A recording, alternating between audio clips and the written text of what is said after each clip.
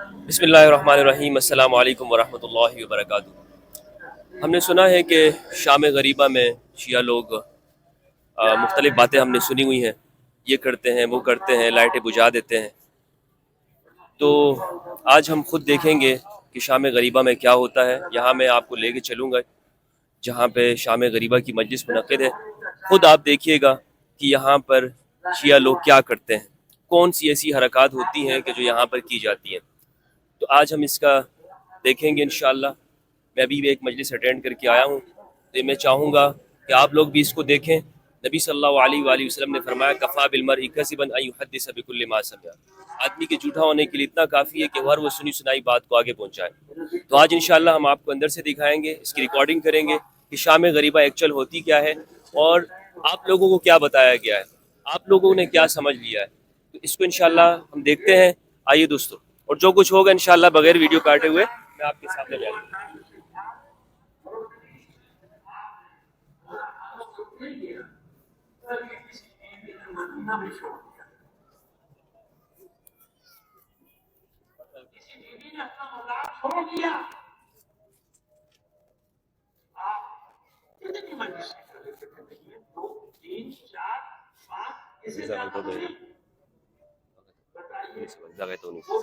ہر مجلس میں جاتی تھی اور حسین کے غم میں کہنے والے اشتوں کو سمجھتی تھی، تاکہ جب قیامت کے دن اپنے بچوں کا مقدمہ پیش کرے تو بتائیں کہ معبود یہ ہے وہ لوگ کہ جنہوں نے میرے بچے کے غم کو سینے سے لگایا، ہمیشہ پرسہ دیتے رہے۔ یہ تو یہاں کی بات۔ اب آئیے شب عاشور، دو جملے شب عاشور کے کہہ دیں آپ کے سامنے۔ شب عاشور کیا ہوا تھا؟ حسین اپنے ہر ناصر کو اس کا مقام شہادت دکھا رہے، اور جب سب کو مقام ہے شہادت دکھا چکے تو اس کے بعد لے کر چلے آؤ میرے جان سالوں کو میں اپنا مقام شہادت دکھاؤں۔ ایک نشے کی طرف بڑھے، قدم چلے تھے کہ فوراً پلٹ کر کہا واپس چلو واپس چلو۔ تمام انصار کو خیمہ میں واپس لے کر آئے، مکہ میں پہنچ کے سوال کیا انصار نے، اے فرزند رسول، آپ کو اپنی شہادت کا مقام دکھانے لے گئے تھے، وہاں ایسا کیا تھا کہ آپ نے واپس پلٹنے کا حکم دیا؟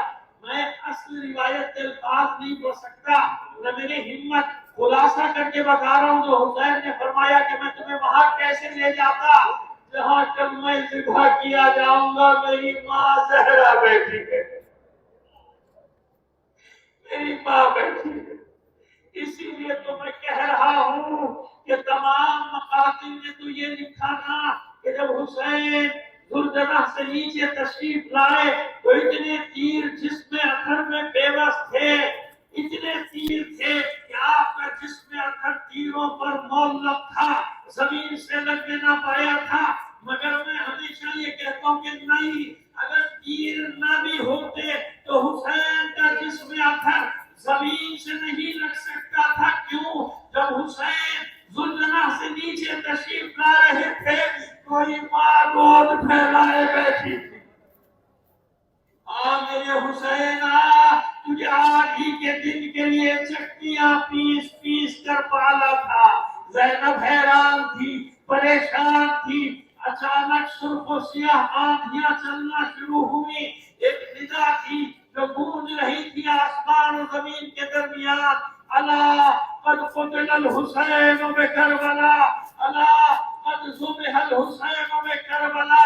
بس میں اس منزل پر لے کر جاتا ہوں جب حسین کا سر قلم ہو چکا، جب لاشا پامال ہو چکا، جب بہن اپنے بھائی کے سراہنے آئی، لاشے کے پاس آئی، بے سر کا لاشا، تو حیرت سے دیکھ کر ایک جملہ کہتی تھی کیا یہی میرا بھائی حسین ہے؟ اس عالم میں زینب نے اپنے بھائی کے لاشے کو دیکھا تھا، بیٹھ گئی گروہ مریدہ کے بوسے لیے۔ اس کے بعد آپ کے خستہ تر لاشے کو ہاتھوں پر اٹھایا اور آسمان کی طرف رخ کر کے فرماتی تھی اللہم تقبل منا ھذا القربان، اے اللہ ہم آل رسول کی، ہم اہل بیت کی اس قربانی کو قبول کر لیتے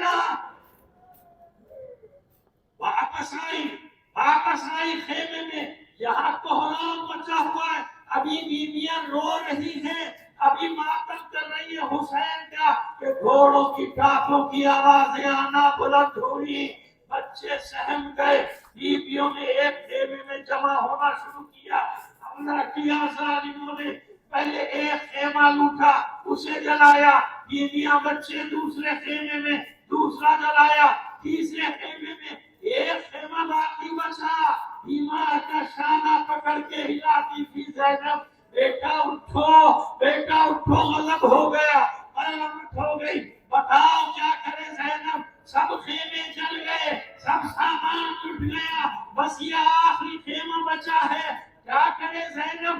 جل کر جان دے دے یا باہر نکل جائے؟ سید سجاد نے غش سے آنکھیں کھول کر کہا نہیں پھوپھی ابا، باہر نکلنا ہے، باہر نکلیے۔ میں کہتا ہوں شاید یہ بھی کہہ دیا ہوگا اے پھوپھی ابا صرف باہر نہیں نکلنا، ابھی سروں سے چادریں چھینی جائیں گی، ابھی بازوؤں میں رسن باندھی جائے گی، ابھی قاضیانوں کے وار کیے جائیں گے۔ یہی ہوا، جو ہی آخری خیمہ جلا، بیویاں ادھر ادھر بیابان میں دوڑ رہی ہیں، اور یہ ظالم نیزے کی امیوں سے رسول زادیوں کی چادریں اتار رہے۔ مجھے بتائیے کون سی بیوی ایسی ہوگی جس نے عباس کو آواز نہیں دی ہو، جس نے عباس کو نہیں پکارا ہوگا اے ہماری چادروں کے محافظ عباس، دیکھ تیرے بعد ہمارے ساتھ کیا سلوک ہو رہا ہے۔ کوئی بعید نہیں عباس کا لاشا القما کے ساحل پہ کانپتا ہو، آوازیں آتی ہوں، آواز دیتا ہوں لاشا آل رسول کیا کروں، موت نے مجبور کر دیا، پھر زندگی دلوا لیجیے، پھر آپ پر اپنی جان نچھاور کر دوں گا۔ عزاداران حسین اسی ہنگام میں جب ایک چھوٹی سی بچی خیمے سے نکل کر دوڑی، بابا بابا چلا رہی تھی، ایک ظالم آگے بڑھا، اس ملعون نے اس بچی کو بالوں سے پکڑا،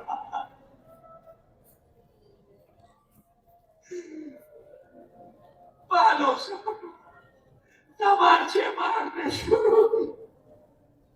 وہ بچی رو رہی ہے زار زار، اس کی نظر پڑی اس کے کاموں پر، گوشواروں پر، اس بے دردی سے گوشوارے کھینچے تھے کہ بچی کے گال لہو لہان ہو گئے، لہو بہتا ہوا۔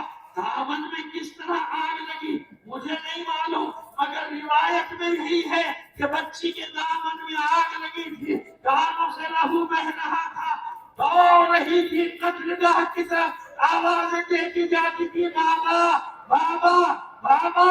حبیب بن مسلم آگے بڑھا اس نیت سے کہ اس بچی کے دامن کی آگ بجھاؤ، جو ہی قریب ہوا بچی نے پیچھے ہٹ کے کہا خبردار میرے قریب مت آنا، میں سیدانی ہوں، میں رسول زادی ہوں۔ وہ کہتا ہے نہیں بچی، میں تو نیک نیتی سے آ رہا ہوں، میں چاہتا ہوں آپ کے دامن کی آگ بجھاؤں۔ یہ بچی کہتی اچھا اگر نیکی ہی کرنا ہے تو بس ایک کام کر، مجھے نجف کا راستہ بتا دے، مجھے نجف کا راستہ بتا دے۔ ابھی ابن مسلم کہتا ہے نجف میں تیرا کون ہے، کون ہے جس کے پاس جانا چاہتی ہے؟ کہا تجھے نہیں پتا، نجف میں میرا دادا ہے ادھر کرار ہے، اپنے دادا سے شکایت کروں گی۔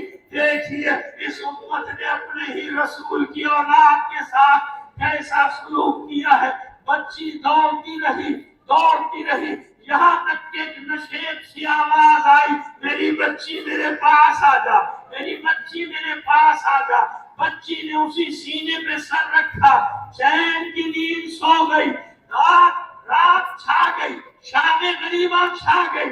جب خیموں کی آگ تھمی، جب راکھ رہ گئی، صرف دھواں اٹھ رہا تھا، زینب نے بکھرے ہوئے بیویوں کو بچوں کو ڈھونڈنا شروع کیا۔ جلی ہوئی راکھ سے کچھ بچے ہوئے اب جلے ٹکڑے اٹھائے، فرش بنایا، لاتی ہے بچوں کو بیویوں کو وہاں جمع کرتی جاتی ہے، سب مل گئے، دو معصوم بچے نہ ملے، ایک سکینہ نہ ملی۔ پھر ام کلثوم کو لیا، پھر میدان کی طرف چلی، कुछ कदम चली थी, क्या देखा? वो दोनों मासूम बच्चे एक दूसरे के गले में हाथ डाले चैन की नींद सो रहे हैं। अब जो ज़ैनब ने शाना पकड़ के हिलाया तो ये करबला के जो आखिरी शहीद बच्चे थे, जो घोड़ों की टांगों तले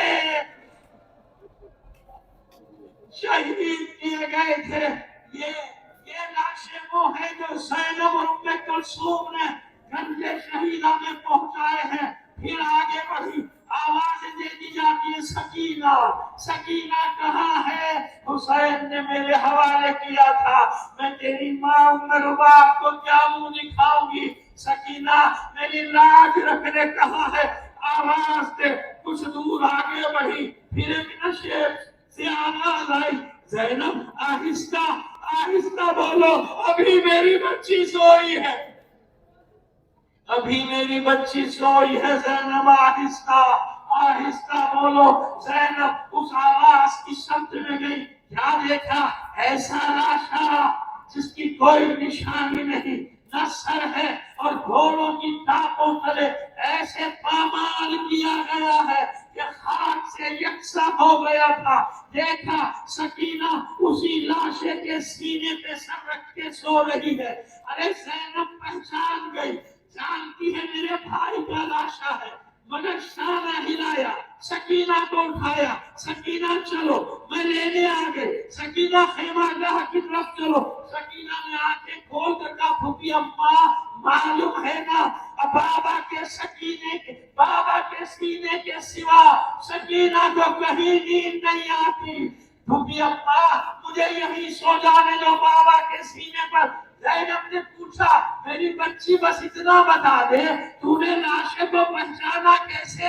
ना इसका सर है, ना इसका लिबास महफूज है, ना कोई उज़्व सलामत है, पहचाना कैसे? कहती है बच्ची, फूफी अम्मा जब मैं मैदान में दौड़ रही थी, बाबा बाबा आवाजें दे रही थी, इसी लाशे से आवाज आई थी, आ मेरी बच्ची सकीना, आ मेरे सीने पर।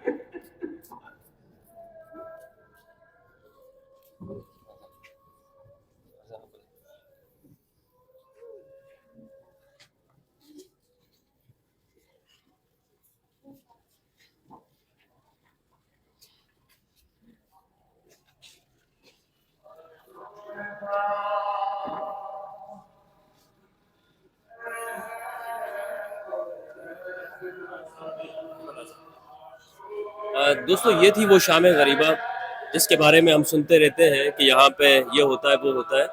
10 मिनट की शाम गरीबा थी, उसमें इससे आप इख्तलाफ कर सकते हैं कि ये जो कुछ सुनाया क्या है, हकीकत है या नहीं है, आप ये कह सकते हैं, लेकिन ये बात एक हकीकत है कि यहाँ पर और कुछ नहीं होता। यहाँ पर कोई ऐसा काम नहीं होता कि जो बताया जाता है और सोशल मीडिया पे इतना उसको फैलाया गया है कि जैसे बताया गया मसलन कि यहाँ पर कोई ऐसी हरकत होती है कि मसलन जो गैर शरई हरकत होती है, ख़वातीन मिलते हैं, बत्तियाँ बुझाई जाती हैं वगैरह वगैरह, इस तरह की बातें जो बताई गई हैं। तो ये आपको बताने का मकसद ये था, ये सब आपको इसलिए बताया गया ताकि आप अपनी आंखों से देख लें कि यहाँ पर एक्चुअल में होता क्या है, हकीकत क्या है, और सोशल मीडिया पे इंटरनेट पर इसके बारे में क्या बताया जाता है।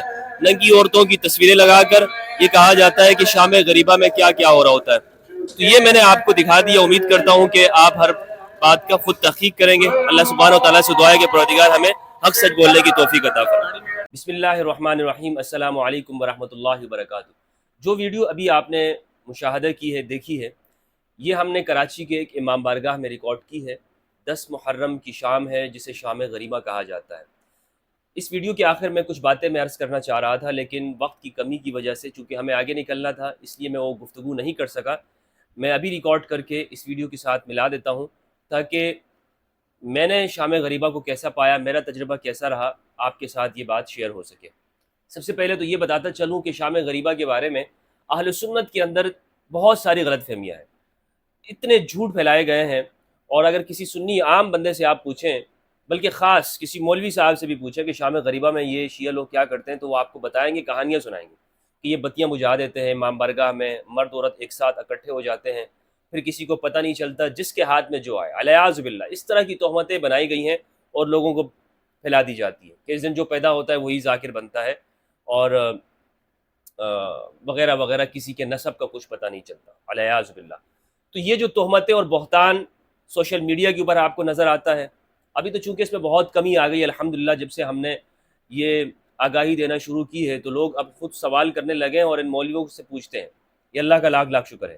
لیکن پھر بھی عام سنی وہ چونکہ وہ جاتا نہیں، اسے منع کر دیا گیا ہے، تو اس لیے وہ یہ غلط فہمیاں اس کے دماغ میں ہیں۔ کچھ خرابیاں وہاں سے بھی ہیں کہ اس طرح کے کام شروع ہو گئے ہیں کہ جن کا تعلق اہل بیت کے ساتھ نہیں ہے، معذرت کے ساتھ۔ لیکن یہ بھی ایک حقیقت ہے کہ شام غریبہ سے متعلق جو بتایا گیا ہے، تو چونکہ میں نے دیکھا اس لیے میں چاہتا ہوں کہ آپ کے سامنے بیان کر دوں۔ پہلی بات تو یہ ہے کہ قرآن مجید میں ہمیں بہتان لگانے سے منع کیا گیا ہے اور سچی بات کہنے کا حکم دیا گیا ہے۔ کونوا قوامین بالقسط شہداء للہ، انصاف کے لیے کھڑے ہو جاؤ، حق کی گواہی دو، حق کی گواہی دو، اگرچہ وہ تمہارے اپنے خلاف، تمہارے رشتہ داروں کے خلاف ہی کیوں نہ ہو۔ تو اب اگر کوئی یہ کہتا ہے کہ جناب ہمدرد بھائی آپ یہ بات کر کے اس سے تو شیعوں کو فائدہ ہوگا اور آپ ان کو پروموٹ کر رہے ہو، میرے بھائی انصاف کو پروموٹ کرنا چاہیے، حق بات کو پروموٹ کرنا چاہیے، آپ نے جو دیکھا ہے اس کو بیان کر دیں۔ اب وہ چاہے آپ کے اپنے خلاف ہے، آپ کے فرقے کے خلاف ہے، آپ کے عقائد کے خلاف ہے، آپ کے نظریات کے خلاف ہے، اس سے آپ کے نظریات کا بت پاش پاش ہوتا ہو، ہونے دو۔ قرآن کا یہی حکم ہے کہ آپ اپنی آنکھوں سے دیکھی ہوئی چیز کو بیان کریں، اللہ کے لیے گواہی دیں۔ آپ کو پتہ ہے کہ ایک شخص کے بارے میں غلط بات کی جا رہی ہے تو آپ صحیح بات کو لوگوں تک پہنچائیں۔ تو یہاں میں سب سے پہلے جو بات کہنا چاہتا ہوں کہ ہمیں فرقوں کی محبت سے جو اندھا دھند ہو کر ہم دوسروں پہ الزام لگاتے ہیں اس سے نکلنا چاہیے اور سچی بات کو بیان کرنا چاہیے۔ اس حوالے سے ایک اہم بات وہ یہ ہے کہ یہ شام غریبہ یہ کسی خفیہ مقام یا پوائنٹ کے اوپر نہیں ہوتا ہے، یہ ہر امام بارگاہ میں ہوتا ہے۔ اس کی تاریخ یہ ہے کہ یہ پہلے ہندوستان سے شروع ہوا اور یہاں پہ صرف ایک مسجد میں ہوتا تھا، امام بارگاہ میں ہندوستان میں اور پاکستان اس طرح، لیکن بعد میں پھر یہ مختلف امام بارگاہوں میں شروع ہوا اور اب تو تقریباً ہر امام بارگاہ میں ہوتا ہے۔ جو بڑی مرکزی امام بارگاہیں ہوتی ہیں وہاں پہ یہ شام غریبہ منعقد ہوتی ہے۔ اس شام غریبہ میں نے کیا دیکھا، میں نے 10 محرم کے جلوس کو اٹینڈ کیا اور اس کے بعد پھر شام غریبہ کی مجالس اٹینڈ کی۔ مغرب کی نماز کے فوراً بعد امام بارگاہ کے اندر بتیوں کو بجھا دیا جاتا ہے، اندھیرا کر دیا جاتا ہے، اتنی بات سچ ہے۔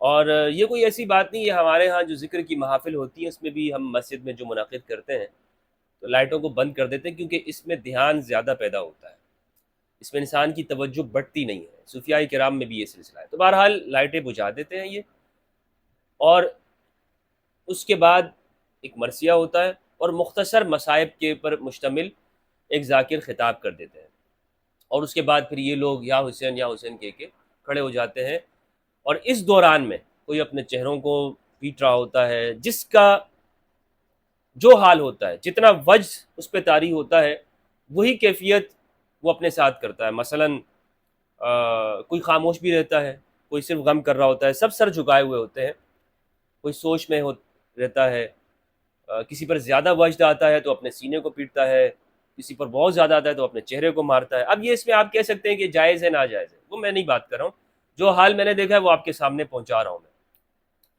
اور یہ بات آپ کو بتاتا چلوں کہ خواتین بالکل الگ ہوتی ہیں۔ میں جتنی بھی امام بارگاہ میں گیا، 3 مجالس ہم نے اٹینڈ کی شام غریبہ کی، خواتین الگ ہوتی ہیں، خواتین کا ایک الگ مقام ہے۔ آج کل سب کچھ سوشل میڈیا پہ آتا ہے، لائیو چلاتے ہیں، یہ کون سی حرکت کر سکتا ہے شام غریبہ کے اندر کہ جناب یہ ہوتا ہے وغیرہ ہوتا ہے۔ تو لائٹیں بجھانے کے حوالے سے میں نے آپ کو بتا دیا کہ وہ اس لیے بجھاتے ہیں کہ تاکہ وہ ایک غم کی کیفیت، اور چونکہ وہاں بھی چراغ گل ہو چکے تھے، خیمے بالکل ان کو آگ لگانے کے بعد جو مستورات کی حالت تھی، اندھیرا تھا سب کچھ، تو اس کیفیت کو اجاگر کیا جاتا ہے اور یاد کیا جاتا ہے۔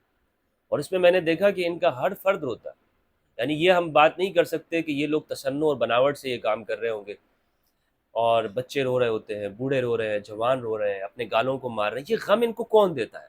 یہ سوچنے کی بات ہے، اور میں اس کے اوپر ان کو دیکھ کے حیران ہو گیا کہ یہ اپنی طرف سے بندہ کیسے کر سکتا ہے اتنے اپنے آپ کو گال کو اس طرح مارنا۔ میں تو بھائی یعنی آپ تصور کریں کہ اس جگہ پر اترنا یہ اندر کی کیفیت کو بیان کرتا ہے کہ اس شخص کے اوپر کیا گزر رہی ہوگی. یہ یعنی اس چیز کو بالکل یاد کرتے ہیں شام غریبہ کے اندر کہ جو ایک شخص ہے نا اس کا سب کچھ لٹ جائے، برباد ہو جائے، بالکل اس شخص کے پاس اس کے بچے، اس کی جان مال، اس کی دولت، سب کچھ وہ بالکل جب دیوالیہ ہو جاتا ہے نا، اس کی کیفیت کیا ہوتی ہے اس کے اوپر، بالکل آپ کو لگے گا کہ مجنون ہے وہ، کیا کرے وہ، اس کے بال بکھرے ہوئے، چہرے کو کٹے گا مارے. بچوں کو، چھوٹے چھوٹے معصوم بچوں کو اگر کسی کی آنکھوں کے سامنے اگر کوئی ذبح کر دے تو جو کیفیت ایک ماں باپ کے اوپر ہوتی ہے، ان لوگوں کی میں نے وہی دیکھی کہ ان میں سے جو افراد ہیں اتنی زیادہ اہل البیت کے ساتھ محبت کرتے ہیں، ٹوٹ کے محبت کرتے ہیں. اب اس محبت میں یعنی ایک عشق اور جنون کی کیفیت ہوتی ہے ان کے اوپر، بندے یہ لوگ پاگل ہو جاتے ہیں، بالکل بالکل جنون کی حالت میں ان کے ہوتے ہیں. اور یعنی یہ فطری عمل لگتا ہے، تصنع اور بناوٹ جسے کہے نا، یار کوئی ایکٹنگ کر، کون دیکھ رہا ہوگا وہاں پہ، اس میں تو اندھیرا ہوتا ہے کہ تصنع اور بناوٹ کر رہے ہو، کسی کو دکھا رہے ہو، کسی کو نہیں دکھا رہا ہوتا. تو یہ سب کچھ ان کے دل سے ہوتا ہے. اب اس کے بارے میں آپ کہہ سکتے ہیں کہ جناب یہ کام صحیح کر رہے ہیں، غلط کر رہے ہیں اپنے چہرے کو مارنا، لیکن جو کر رہے ہیں وہ اپنے دل سے کر رہے ہیں. یہ بات آپ کو میں یقین کے ساتھ کہہ سکتا ہوں، اس میں کوئی ذرا برابر ادنا شک نہیں ہے، کوئی ذرا برابر ادنا آپ شک نہیں کر سکتے کہ یہ لوگ اپنے دل سے کر رہے ہیں، فطری عمل کے طور پہ کر رہے ہیں، یا یہ بناوٹ کر رہے ہیں. ٹھیک ہے. اسی طرح ہم نے جلوس کے دن یہ دیکھا کہ جہاں پر امام بارگاہیں ہوتی ہیں، وہاں جو مسجدیں ہیں بھری ہوئی ہوتی ہے، لوگ نماز پڑھتے ہیں. ظہر کی نماز ہم نے ایک جگہ پہ پڑھی تو 2 مرتبہ جماعت ہوئی ہے وہاں پہ، رش اتنا زیادہ تھا، لوگ اتنے زیادہ تھے کہ 2 مرتبہ جماعت کرانی پڑی. تو نماز بھی پڑھتے ہیں اس دن میں، اور پھر ظہر کے بعد بھی ایک مجلس ہوتی ہے کہ جس میں یہ رونا ہوتا ہے اور مصائب کو یاد کیا جاتا ہے. ایک اور بات جو ان تمام مجالس میں جو یا جلوس میں جو دکھائی دیا، اس حوالے سے میں یہ بات کہنا چاہتا ہوں کہ کچھ چیزیں ایسی ہیں کہ جس سے ہم اہل سنت دیکھ کر نا ہم گھبرا جاتے ہیں. مثلا ہمارے بچپن سے تربیت مصائب کے اوپر نہیں ہوتی ہے کہ ہمارے گھروں میں اس طرح کی محفلیں ہوں یا مجالس ہوں کہ جس میں امام حسین علیہ السلام کے اوپر اس طرح رویا جاتا ہو یا چہروں کو پیٹا جاتا ہو. تو ہم اگر کسی ایسی جگہ پہ جاتے ہیں شیعہ مجلس میں کہ جہاں پر یہ وائلنس ہو رہا ہو، یعنی چہروں کو مارا جا رہا ہو، گریبان پھاڑے جا رہے ہوں، یا سر کے اوپر شک کیا جا رہا ہو، خون نکالا جا رہا ہو، پیٹھ پہ چھریاں ماری جا رہی ہوں، تو ہمیں گھبراہٹ ہوتی ہے فطری طور پر. جس طرح ان لوگوں کی فطرت ہے کہ یہ اپنے چہروں کو مارتے ہیں اور ان کو کوئی اثر نہیں ہوتا، اور یہ اس پہ کسی طرح سے ان کو کوئی شرم بھی نہیں ہوتی نا، یعنی یہ فطری طور پر یہ کر رہے ہوتے ہیں. تو ہمیں بھی بالکل فطری طور پر یہ ہے کہ ہم اس چیز سے گھبرا جاتے ہیں، خوف ہوتا ہے. اس لیے یہ جو عاشور کے دن جہاں پر یہ خونی ماتم ہوتا ہے، اس حوالے سے میری رائے یہ ہے کہ اگر اس کو بجائے جلوس کے اندر کرنے کے، سینٹر میں کرنے کے، بالکل آغاز پہ اس کو کسی ایسے مقام پہ کیا جائے جو کہ باؤنڈری میں ہو، کیونکہ یہ آنکھوں کو اچھا نہیں لگتا ہے یہ جو خونی ماتم جس طرح کرتے ہیں. پھر سنی لوگ نہیں جاتے، اور سنی علماء، کیونکہ اس میں بہت گھبراہٹ ہوتی ہے. ہم اپنے بچوں کو ایسی جگہ پہ نہیں لے جا سکتے جہاں پہ یہ حرکت ہو رہی ہوگی. تو یہ ہم اس کو بالکل یعنی یوں سمجھ لیں کہ اپنے بچوں کو ان چیزوں سے دور رکھتے ہیں، اور خود بھی اپنی فیملی کو کہ یہ مطلب کوئی آنکھوں کو دیکھ نہیں سکتی ہماری. تو یہ بات ہے اس حوالے سے. باقی جو جذبہ اور محبت ہے، جو عشق اور لگن ہے شام غریبہ کے اندر، وہ تو بھائی میں آپ کو بتاؤں نا کہ یہ ان کا ایک ایک بندہ غوث قطب ہے. یعنی کچھ چیزیں اگر ان کی سیٹ ہو جائے تو جتنا یہ روتے ہیں، اہل البیت کی محبت ہی تو ولایت اور عرفان ہے نا. یہ جو ہمارے ہاں صوفی ہے جو رمضان کے جانے کے اوپر رو رہے ہوتے ہیں، کریا کر رہے ہوتے ہیں، وہ ابھی تصوف کی یعنی طے پہ بھی نہیں پہنچے، اس کے 2 نقطوں میں بھی نہیں پہنچے ہوتے. یعنی ان کا جو فرد ہے جو امام حسین علیہ السلام کے اوپر جن کو میں نے روتا ہوا دیکھا ہے، وہ عرفان کے اس اونچے مقام کے اوپر ہے کہ غوث القطب آپ اس کو کہہ سکتے ہیں، ولی ہے، وہ اس زمانے کا ولی ہے جو امام حسین علیہ السلام کے اوپر رو رہا ہے. تو یہ شام غریبہ کے حوالے سے ویڈیو تھی. آپ نے کیا سنا ہے آپ کو کیسا لگا اپنی رائے کمنٹ میں دینا نہ بھولیے گا۔ اللہ سبحانہ و تعالی ہم سب کو حق سچ کہنے کی توفیق عطا فرمائے، اس پاکستان میں دنیا بھر کے اندر مسلم امہ کے درمیان میں یونٹی ہو، امن ہو، آپس میں قریب ہوں، تاکہ غلط فہمیوں کا خاتمہ ہو اور امت مسلمہ یدن واحدہ ہو۔ السلام علیکم ورحمۃ اللہ وبرکاتہ۔